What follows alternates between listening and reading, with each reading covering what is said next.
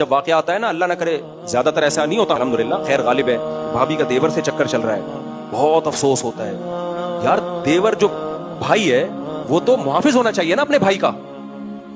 چکر کیسے چل رہا ہے؟ تو دیور نے ڈورے ڈالے ہوئے بھابھی کے اوپر, ورغلا رہا ہے اس کو. یار تجھے کوئی اور نہیں ملا دنیا میں منہ کالا کرنے کے لیے؟ تو اپنے بھائی کی بیوی کے ساتھ خیانت کر رہا ہے, اپنے بھائی کے ساتھ تو غداری کر رہا ہے. بتاؤ زمین پاؤں جو ہے وہ زمین پاؤں سے نکلے گی کہ نہیں نکلے گی؟ ایسے ایسے واقعات میں سنتا ہوں نا, پھر میری نیند اڑتی ہے رات کی, پھر میں ڈپریشن میں جاتا ہوں, پھر میں کہتا ہوں یار یہ جو ہے اس کو دماغ کہیں اور ہٹاؤ.